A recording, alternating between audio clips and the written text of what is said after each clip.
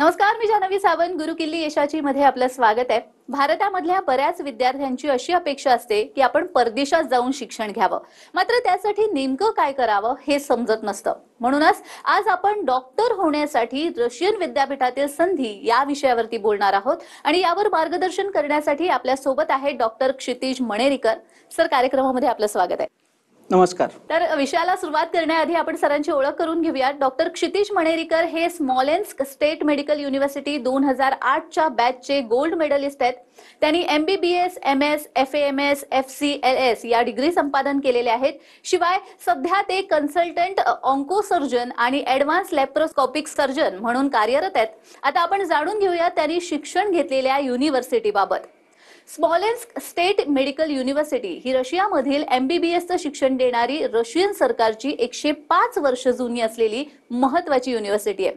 भारतीय विद्यार्थ्यांचे MBBS doctor होण्याचं स्वप्न मोठ्या प्रमाणात पूर्ण करणारं विद्यापीठ अशी ख्याती मिळवलेली ही संस्था असून गेल्या 23 वर्षांपासून भारतातून मोठ्या प्रमाणात अतिशय विश्वासाने विद्यार्थी इथे जात असून 100% यश संपादन करून परत भारतामध्ये येऊन नामांकित असलेल्या मोठमोठ्या हॉस्पिटलमधून निष्णात डॉक्टर म्हणून रुग्णसेवा करतायत. सर्व सुसज्ज सुविधा असणाऱ्या या विद्यापीठांमधून आपल्या मुलामुलींना डॉक्टर बनवण्यासाठी पाठवण्यात पालकांचं नेहमीच प्राधान्य राहिलंय. या विद्यापीठातून यश संपादन केलेल्या काही निवडक विद्यार्थी आणि पालकांच्या अनुभवांची मालिका TV9 मराठीवर सुरू केलेली आहे. चला तर मग आजच्या पाहुण्यांसोबत प्रत्यक्ष चर्चेला सुरुवात करूया. सर, खरं तर आपण बघतोय तुम्हीही खरं तर स्मॉलेन्स्क युनिव्हर्सिटीमधून शिक्षण घेतलेलं आहे, ग्रॅज्युएशन केलेलं आहे, गोल्ड मेडलिस्ट आहात तुम्ही. तर मला असं विचारायचं आहे की शासकीय प्रवेश जर मिळायला हवं तर विद्यार्थी आणि पालकांची नेहमीच पसंती राहिलेली आहे, मात्र जर तिथे प्रवेश मिळाला नाही तर अशा विद्यार्थ्यांना खासगी मेडिकलमध्ये प्रवेश मिळू शकतो का? काय सांगाल या संदर्भात? हो, नक्कीच. आता सध्या दिवसेंदिवस वैद्यकीय क्षेत्राकडे जाणाऱ्या मुलांची संख्या आणि वैद्यकीय परीक्षा देणाऱ्या मुलांची संख्या ही खूपच जास्त वाढत आहे. त्याच्यामुळे प्रत्येक मुलाला इथे शासकीय महाविद्यालयामध्ये ॲडमिशन मिळणं हे शक्य नसतं आणि त्याचबरोबर बऱ्याच वेळा प्रत्येक या मुलांच्या पालकांना आपल्या मुलाला भारतामध्ये कुठल्या ना कुठल्या तरी मेडिकल कॉलेजमध्ये म्हणजे प्रायव्हेट कॉलेजमध्ये पाठवण्याचा ऑप्शन हा प्रत्येकाला पॉसिबल नसतो. अशाच वेळी परदेशामध्ये वैद्यकीय शिक्षण घेणं हा एक खूप चांगला पर्याय आहे आणि त्याच्यामध्येच मेनली रशियन मेडिकल हे खूप चांगलं आहे. त्याच्यामुळे रशियामध्ये मेडिकल घेण्याकरता मुलांची ही नेहमीच चुरशीची बाब असते. त्याच्याबरोबर जसं मी सांगितलं की स्मॉलेन्स्क स्टेट मेडिकल युनिव्हर्सिटी जिथून मी ग्रॅज्युएट झालेलो आहे, हे साधारणपणे मोर दॅन 100 वर्षापेक्षा जास्त जुनं मेडिकल कॉलेज आहे आणि हे पूर्णपणे शासकीय कॉलेज आहे, म्हणजे हे काही प्रायव्हेट कॉलेज नाही आहे. आणि त्याचबरोबर भारताच्या ज्या मेन बॉडीज आहेत जसं NMC, medical council of India MCI आणि त्याचबरोबर WHO या सगळ्या यांनी या कॉलेजला मान्यता दिलेली आहे. इनफॅक्ट WHOच्या लिस्टमध्ये आपण जर बघितलं तर स्मॉलेन्स्क स्टेट मेडिकल युनिव्हर्सिटीचा नंबर हा फार फार वरती लागतो. सो डेफिनेटली ज्यांना इथे शासकीय याच्यामध्ये ॲडमिशन मिळत नाहीये किंवा प्रत्येक वेळेला ज्यांना प्रायव्हेट कॉलेजची पॉसिबिलिटी नाही, त्यांच्याकरता हा डेफिनेटली चांगला असा उपाय आहे. अगदीच. आणि याबाबत स्मॉलेन्स्क स्टेट युनिव्हर्सिटीचे चॅन्सलर जे आहेत RS कोझलॉव यांनी आपली प्रतिक्रिया दिलेली आहे, पाहूयात. Ladies and gentlemen, Smolensk State Medical University would like to welcome you as our potential students in beautiful city of Smolensk, Russian Federation. Smolensk State Medical University has been founded on 4th of April 1920 and currently is one of the leading medical universities in Russia, celebrating quite a substantial achievements during the last years. We are delighted to announce that historically we are also one of the largest universities accepting Indian students for a GP faculty. Our exclusive partner in India, the only partner, is Cosmos Education Consultant. We are very proud of our graduates. And also we would like to announce that historically we've been creating the most possible conditions for our students to develop not only their educational but also scientific, arts and sports issues. We have students hostels specifically devoted to the needs of our Indian students. We have highly qualified teachers who are providing all 6 years education in English. After the successful graduations, we are providing you not only a degree but also a license for your further studies. Smolensk State Medical University is very proud that currently we have more than 2,000 Indian students. Out of them, more than 50% are actually women. This is the highest number amongst all medical universities in Russian Federation. We are also very proud that our graduates, when they are coming back to India, are passing very successfully with a very high percentage screening test to allow them to work in India and also abroad. Smolensk is a beautiful city, creating the very excellent environment for all nationalities to be present in our beautiful country. Historically, India and Russia has been partners, and we also delighted to develop this partnership in the future.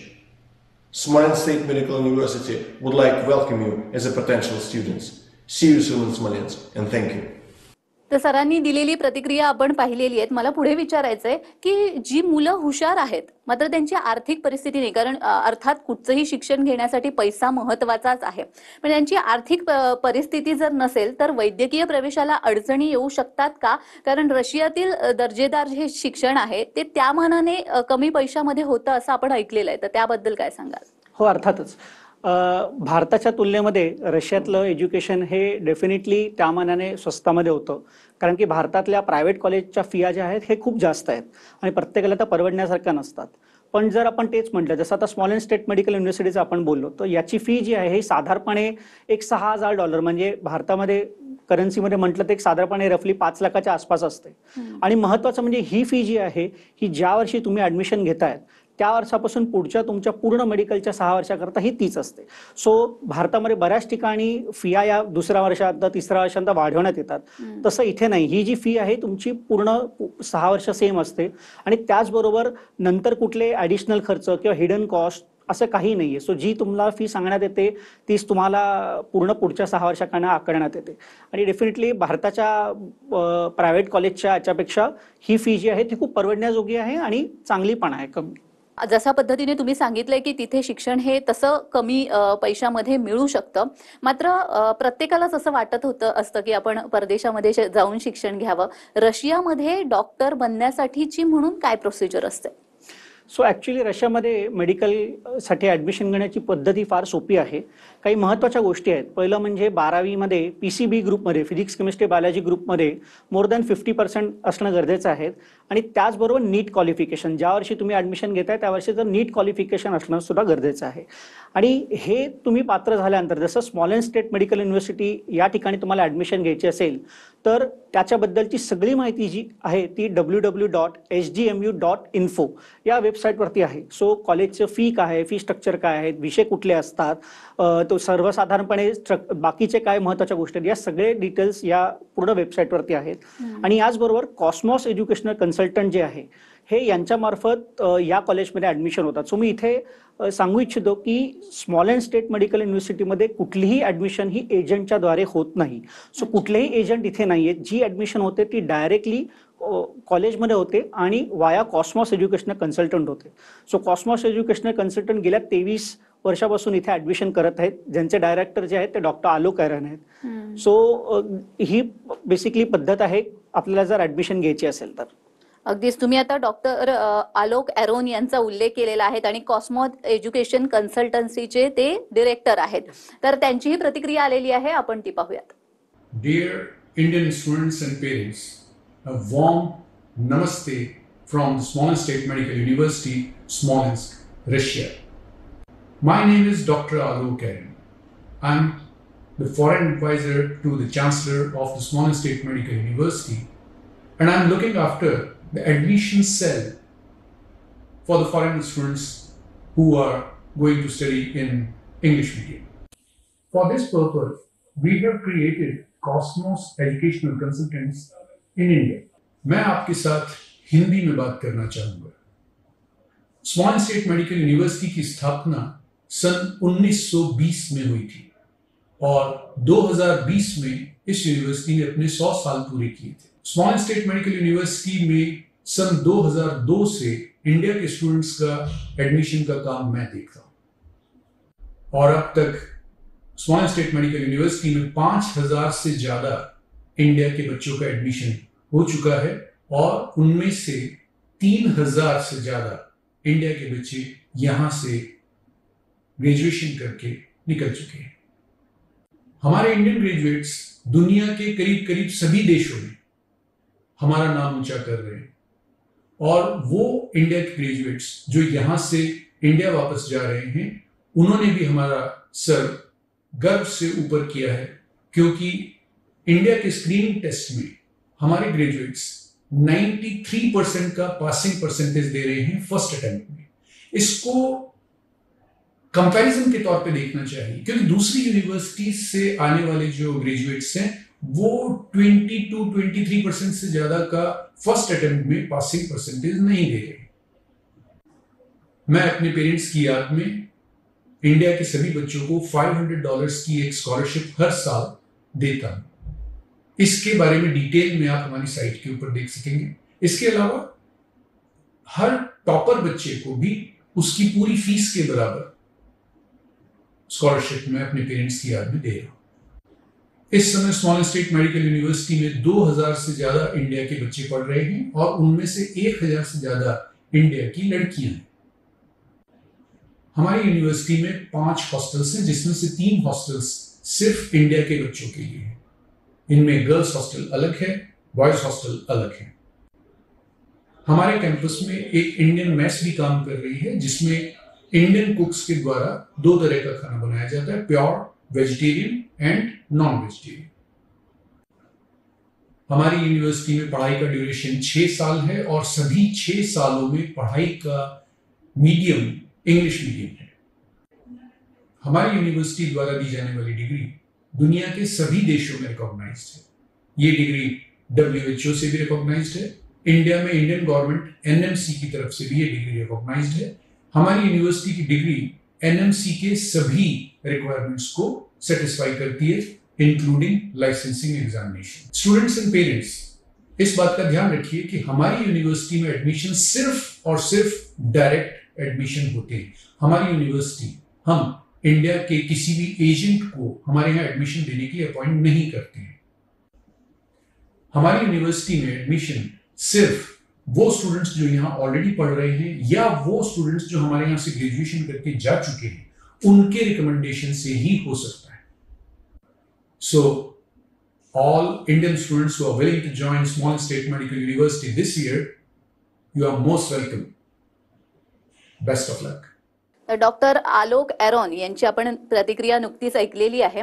मला एक विचारायचं आहे की शिक्षणासाठी म्हणून भारतातले जे विद्यार्थी जे रशियामध्ये शिक्षण घेणार आहेत, त्यांच्यासाठी स्कॉलरशिपची वगैरे काही व्यवस्था असते का, आणि ती कशा पद्धतीने असते?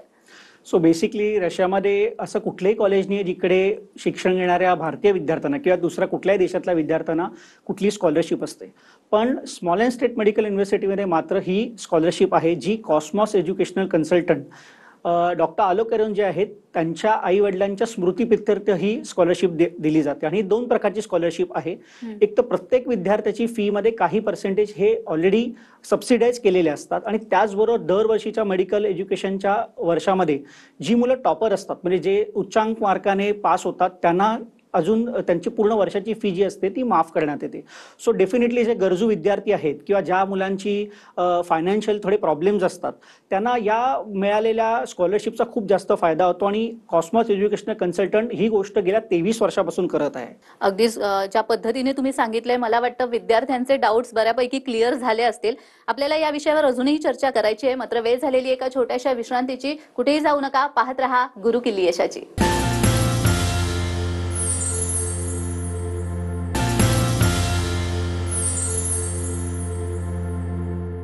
विश्रांतीनंतर सर्वांचं पुन्हा एकदा स्वागत आहे, आणि आज आपण चर्चा करतो आहोत डॉक्टर होण्यासाठी रशियन विद्यापीठामध्ये काय काय संधी आहेत, कोणकोणत्या संधी आहेत या विषयावरती, आणि आपल्याला मार्गदर्शन करतायत डॉक्टर क्षितिज मणेरीकर। सर, तुम्ही जसं ज्या पद्धतीने सांगितलेलं आहे की रशियामध्ये जर शिक्षण घ्यायचं असेल या स्मॉलेंस स्टेट युनिव्हर्सिटीमधून, तर स्कॉलरशिपची व्यवस्था सुद्धा बऱ्यापैकी करण्यात आलेली आहे। मात्र विद्यार्थ्यांना एक उत्सुकता असते, ती म्हणजे की तिथलं शिक्षण हे कोणत्या माध्यमात होत असतं, आणि शिक्षणाची एकूणच पद्धती तिथली काय असते? सो स्मॉलेंस स्टेट मेडिकल युनिव्हर्सिटीमध्ये जे पण पूर्ण एज्युकेशन आहे 6च्या 6 वर्ष हे पूर्णपणे इंग्लिश मीडियममध्ये आहे। तिथलं जे मेडिकल सिलेबस आहेत, जी वैद्यकीय शिक्षणाची पुस्तकं आहेत, ही सगळी भारतामध्ये जी वापरली जाते. सो इंडियामध्ये जी आपण पुस्तकं वापरतो तीच सगळी फॉरेन ऑथरची इंग्लिशमधली पुस्तकं आहेत. सो तुमचं एज्युकेशन जे असतं हे कम्प्लिटली इंग्लिशमध्ये असतं. हे जे सगळे प्रोफेसर्स आहेत ते गेले 23-24 वर्षापासून भारतीय विद्यार्थ्यांना शिकवत आहेत. त्याच्यामुळे भारतीय विद्यार्थ्यांशी कसा रॅपो साधायचा, त्यांना कुठल्या भाषेत समजावणं सोपं जातं, हे सगळं त्या रशियन शिक्षकांना व्यवस्थित माहिती आहे आणि त्याच्यामुळे मुलांचा कुठलाही प्रॉब्लेम होत नाही शिक्षण घेण्यामध्ये. अगदीच. आणि बघा आता मध्यमवर्गीय जो पालक असतो तो जनरली बाहेर परदेशामध्ये आपल्या मुलांना पाठवण्यास तितकासा वैद्यकीय शिक्षणासाठी उत्सुक नसतो किंवा मनाने तयार नसतो, कारण काही असू शकतं की पैसे, महत्वाचा मुद्दा म्हणजे पैसे, आर्थिक अडचण आणि अनेक बऱ्याच गोष्टी. तर तुमचा हा एकूण अनुभव कसा होता, कारण तुम्ही त्या युनिव्हर्सिटीमध्ये शिक्षण घेतलंय, तुमच्या पालकांचा अनुभव कसा होता, काय सांगा?